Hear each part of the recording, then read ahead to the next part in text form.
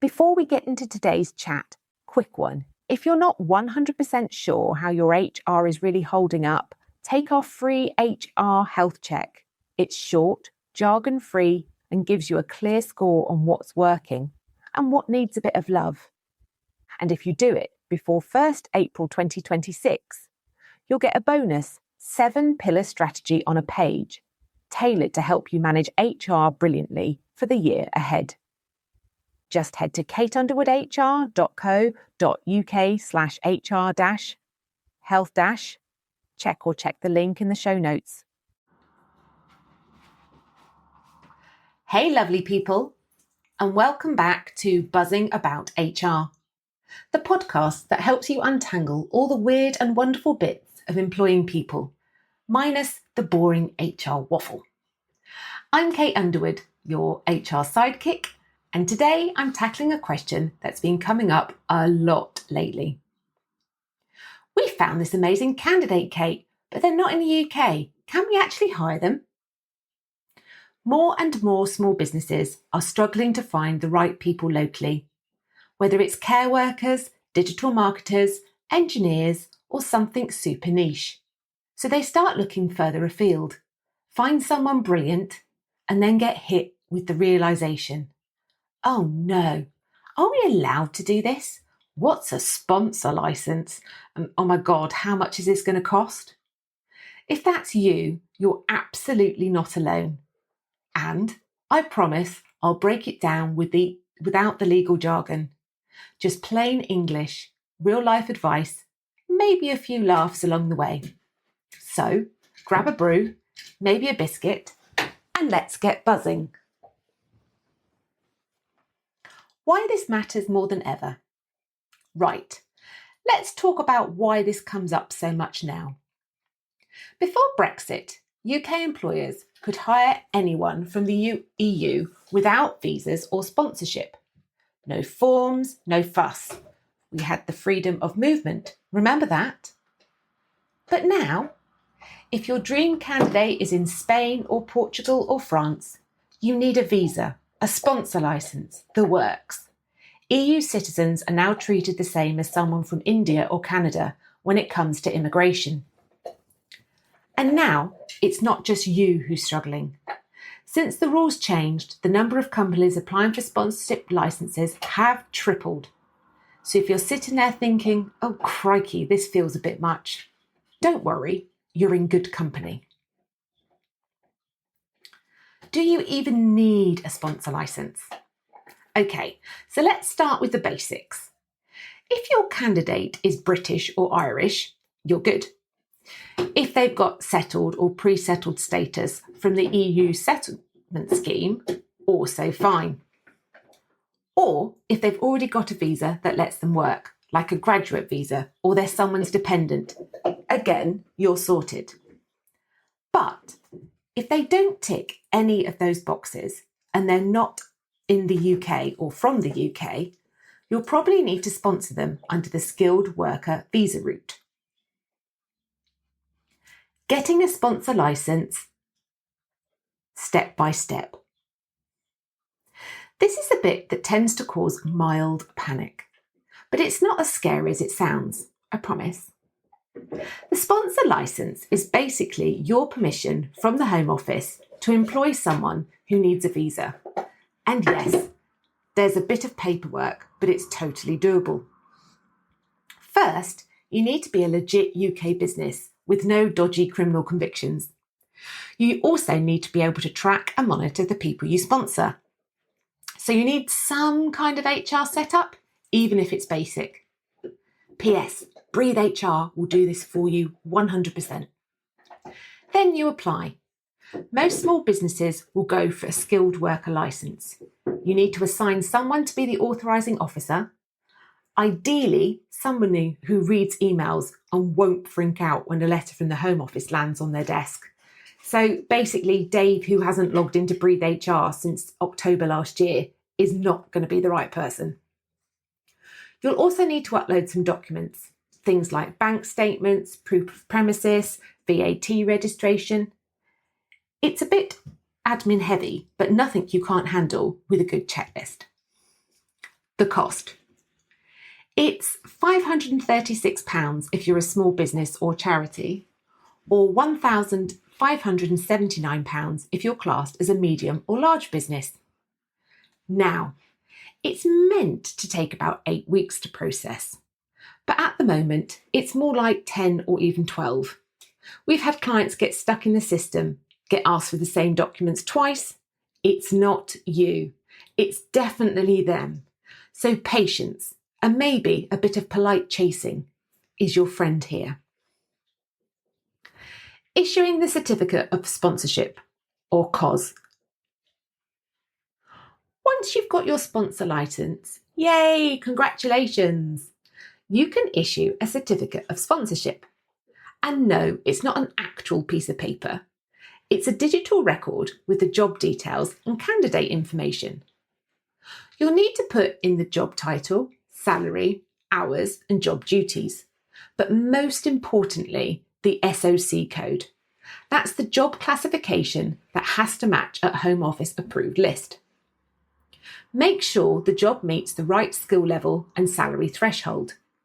You can't sponsor someone for a junior admin role, for example. It needs to be a skilled person. The candidate's turn. Applying for the visa. Now it's your candidate's time to shine, or stress, depending on how you look at it. They'll apply online using the COS number you've given them, and they'll need to provide a few things. Proof of English, proof of savings, unless you're covering that, a TB test if they're from certain countries, and maybe a criminal records check, depending on the job. The costs? The fees range from £769 to £1,519, plus the Immigration Health Surcharge. That's £1,035 per year. Thank you very much. And let's just say it, this is a lot of money, especially for a small business. Now, you're not allowed to ask them to pay for the sponsor licence, that's on you, but you can pay the visa fees and ask them to repay you on a sliding scale if they leave, like a training agreement. Totally fair. Just to be clear and upfront about it, put it in writing. Also, a quick heads up. Some of the questions on the visa application are wild. Like, have you ever committed a war crime? Like you're going to be applying for a visa if you did. Do you hold any extreme political views? It's not exactly comforting, is it? That's why I often offer screen share sessions to help candidates through the process, especially if English isn't their first language or they're feeling a bit overwhelmed. It just helps avoid panic clicking or answering things incorrectly. And one last thing, we've had clients and candidates get weird emails from their Home Office saying things like, your job code isn't valid or you need to pay more. Always double check.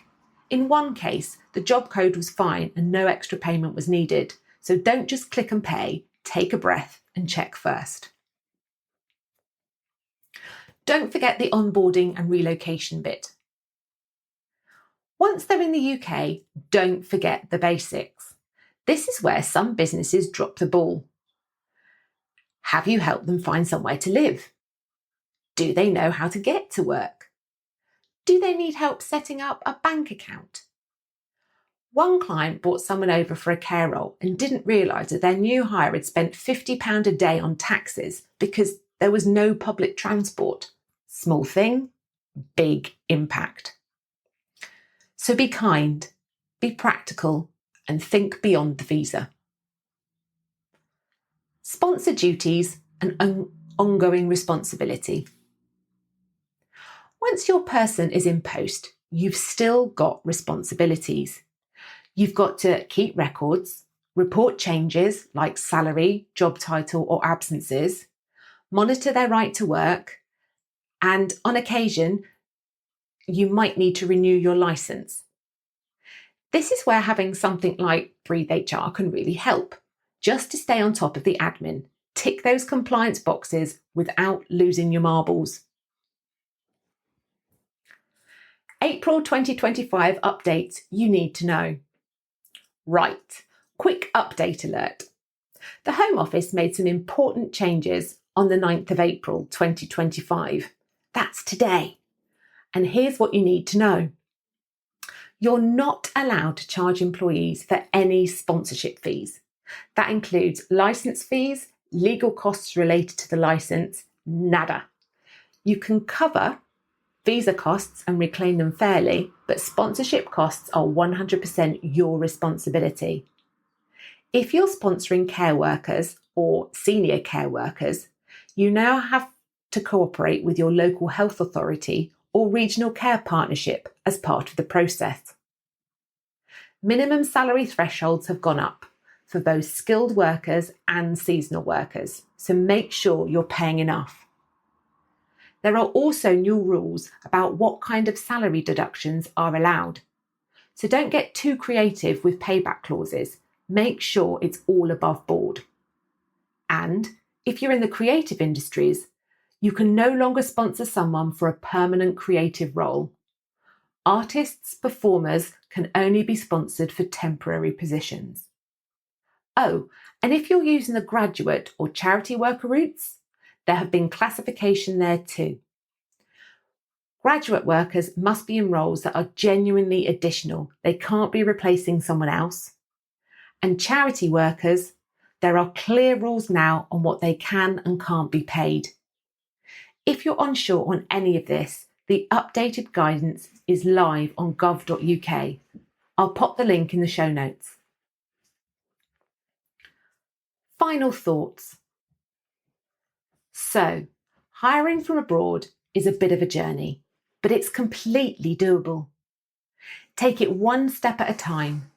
Know what the rules are, plan your costs, support your candidate through it, and lean on someone like me if you get stuck.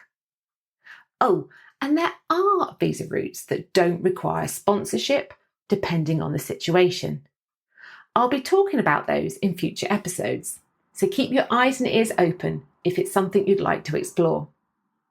Until then, stay compliant, stay caffeinated, and keep buzzing.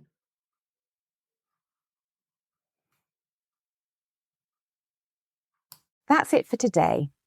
But if you fancy a bit of friendly HR advice in your inbox with zero waffle, come and join our newsletter. We send out bite-sized tips, plain English updates, and handy things you'll actually use. No spam, no fluff. You can sign up at kateunderwoodhr.co.uk/newsletter-sign up or just hit the link in the show